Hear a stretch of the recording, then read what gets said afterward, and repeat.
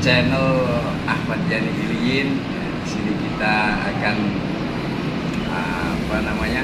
mengupas tuntas perjalanan dari salah seorang murid dari beliau, yang mana latar belakangnya dari dunia hitam hingga menemukan suatu majelis dan menemukan seorang guru penuntun di dalam kehidupannya.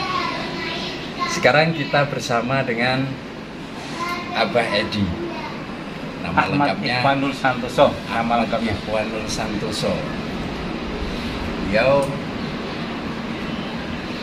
dari Jamaah Surabaya. Sekarang kita akan mendengarkan kisah perjalanan kehidupan dari beliau sehingga sampai menemukan Jam'iyah Sholawat Ibrahimiyah sebagai tempat untuk pertaubatan nasuha dan menemukan guru penuntun dalam kehidupannya. Oke, Pak Edi, Siap. Jangan terlalu serius, Gus.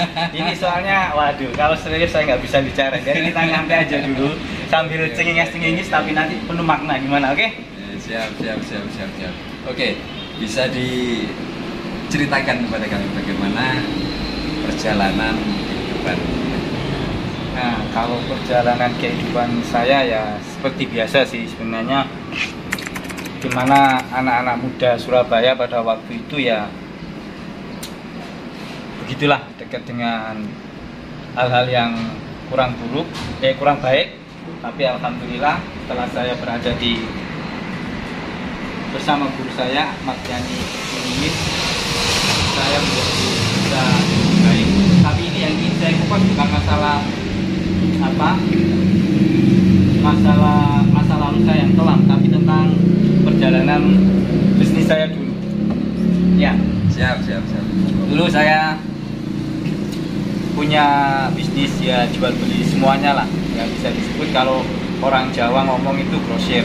Ya, omset saya sehari bisa sampai 400 sampai 600 juta, bahkan bisa sampai 1 miliar. Ya. Jadi satu bulan saya bisa pegang uang kurang lebih 25 miliar kotor. Luar biasa. Tapi nggak tahu kenapa dari proses perjalanan ini akhirnya ya mungkin ini yang ingin saya tanyakan kepada Gus Irul. Kenapa seseorang itu harus berada di puncak, atau apa yang disebut dengan roda kehidupan itu terus berputar, kadang di bawah kadang di atas, atau itu memang karena sebuah takdir atau karena kesalahan dari individu orang itu sendiri. Ya misalnya ya saya memang punya masa lalu yang sedikit kelam, tapi yang nggak terlalu kelam-kelam banget sih gitu loh.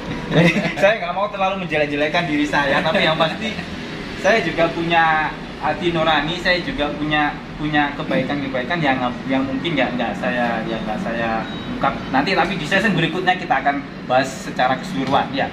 Tapi di sini yang ingin saya tanyakan, semua orang dalam menjalankan hidupnya, mau orang itu tahu tentang ilmu agama atau enggak, pastinya dia ingin hidupnya itu bahagia, sukses, punya keluarga yang bahagia, punya materi yang cukup, mungkin punya rumah mewah, semuanya lah.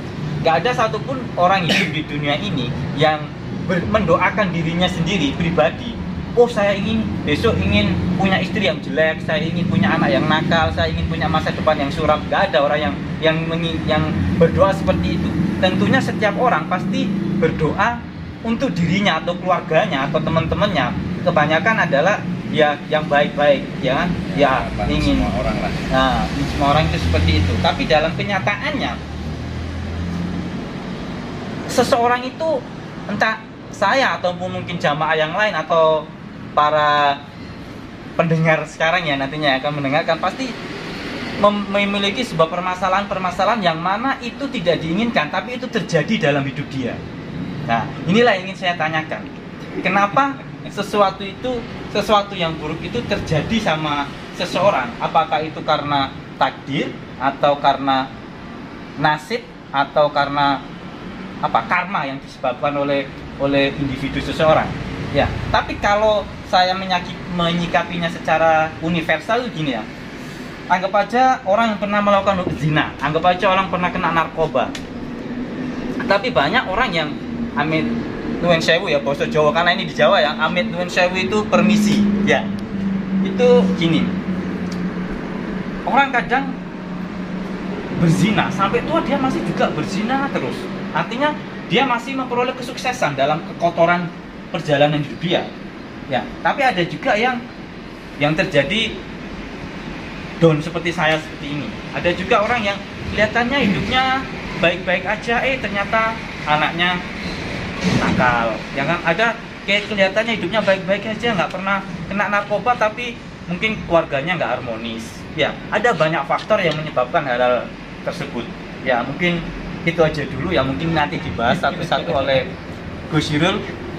Saya persilakan, nanti kita akan memperoleh jawaban hidup ini agar kita selalu memperoleh kebahagiaan dalam hidup ini. Oke?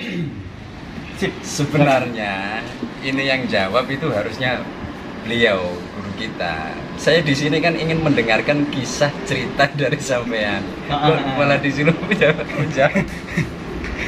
Ya, pada hakikatnya semua perjalanan kehidupan manusia itu tidak lepas dari kehendak Allah. Semua tidak lepas dari kehendak Allah. Apapun itu, entah itu dia di dunia hitam, masuk dalam narkoba atau bebas dan lain sebagainya. Semua itu monggo sambil diminum biar dingin. Sip. Santai bro. Semua itu tak lepas dari kehendak Allah, karena itu adalah perjalanan kehidupan manusia yang memang dalam perjalanan itu ada hikmah-hikmah yang nantinya akan bisa kita ambil pelajaran-pelajaran yang diberikan oleh Allah. Termasuk dimana melihat cerita dari jenengan tadi, di awal karir usaha jenengan ini bahkan mencapai titik puncak yang teratas menurut panjenengan. Dalam kisah perjalanan saya. Dalam kisah perjalanan pun kesuksesan itu diiringi dengan dosa-dosa atau dalam dunia hitam. Tapi ketika panjenengan menemukan ingin menjadi orang yang lebih baik, justru malah dunia ini meninggalkan. Benar. Jadi yang kadang saya membuat saya itu kadang, kok gini? Karena saat saya lebih dekat sama Tuhan, kenapa tuh dunia ini meninggalkan saya? Kan ini menjadi kontras dan kontraduksi dalam pemikiran saya tentang hidup saya dan tentang hukum-hukum Islam yang coba saya pelajari ini gitu loh. Jadi ya mohon penjelasannya nanti kenapa itu terjadi sama saya gitu loh. Ya. Kenapa santai, bukan? Iya. Oke. Kita santai dan kita minum ya. Biar nggak panas.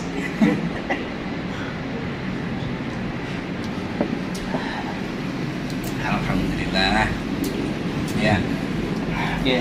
Saya mencoba menjawab dengan apa yang saya ketahui, karena ini sebenarnya bukan fak saya untuk menjawab. Ini lebih yang berhak itu, yang lebih mengetahui itu guru kita. Kita kan hanya ngobrol, sharing-sharing lah pengalaman. Ya mungkin apa yang saya sampaikan nanti juga ada kekeliruan dan lain sebagainya, itu ya memang pengetahuan saya hanya sebatas itu.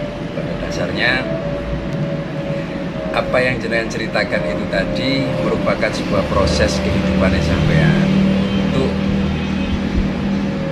mengenal lebih dekat pada Tuhan. Jadi kenapa masuk dalam dunia hitam? Kenapa melakukan hal-hal atau dosa yang dilarang oleh agama? Semua ini adalah proses untuk apa? Kalau sampean nggak pernah berbuat dosa, sampean nggak akan pernah bisa bertobat, iya kan? Bagaimana sampean punya bahan untuk bertobat kalau dosa aja nggak punya? Maka ambil hikmahnya, ketika kita dimasukkan dalam dunia hitam, itu artinya Tuhan ini memberikan bekal kepada kita untuk bisa bertobat, untuk bisa mengakui kesalahan-kesalahan kita di hadapan Allah, bahwa memang sebenarnya kita ini tidak mampu mengawal nafsu yang telah dititipkan oleh Allah kepada kita. Nah, dengan kesadaran yang akhirnya nanti di puncaknya sampai kembali kepada titik nol, dalam arti sampai menyadari bahwa dalam kehidupan ini ternyata butuh apa yang namanya Tuhan yang menentukan segalanya, yang bisa memberikan ketenangan, bisa memberikan kedamaian, kebahagiaan seperti harapan-harapan semua orang. Intinya sebuah kebahagiaan yang diharapkan oleh semua manusia itu adalah adanya Allah dalam kehadiran kehidupan kita. Oke. Jadi sebentar saya putus dulu ya. Saya sangat setuju sekali dengan hadirnya Allah dalam diri kita. Saya juga memperoleh kedamaian memang. Ya, cuma di sisi lain yang saya dalam tanda kutip ini, kadang kan Tuhan masih membiarkan orang yang mana dia berada pada sebuah kesuksesannya, tapi dia juga dalam kegelapannya. Minta maaf, mungkin kalau kita lihat banyak cerita selebritis yang mungkin hidupnya lebih parah dari saya, atau dia juga masih memperoleh kesuksesan. Ya, dari situlah kadang saya mencoba untuk, loh terus di mana kasih sayang Tuhan, di mana keadilan Tuhan? Ya mungkin apa itu namanya, saya nggak tahu ya, mungkin kasih sayang Tuhan akan diberikan Allah Subhanahu Wa Taala ke orang yang sudah bertobat itu nantinya di hari akhir, atau di akhirat, atau di alam kubur. Saya nggak mengerti tentang itu. Cuma kalau misalnya yang terjadi secara metamorfose di dunia ini, yang terjadi adalah orang yang berkelima harta dan berkelima kemaksiatan atau kerusakan, tapi dia masih berada di atas kebahagiaan dunia, di atas kesuksesan dunia, itu kan menyebabkan orang-orang yang nantinya akan berpikir perspektif ke Tuhan itu sendiri. Lo kok gini sih saya, gitu loh. Lo kok gini saya, ya. Oke, gitu aja. Ini berakhir dari kok gini ya saya. Mungkin banyak jamaah yang banyak mengalami hal yang sama atau kurang lebih sama, walaupun masalahnya nggak sama dengan saya, atau mungkin masalah keluarga, masalah anak, masalah kesehatan, masalah apa aja. Nanti kita bahas setelah ini. Untuk kali ini kita tips dulu, kita rehab dulu. Anda harus nantikan video berikutnya yang lebih menarik dan lebih ekstrim jawabannya, oke? Udah gitu aja, dah.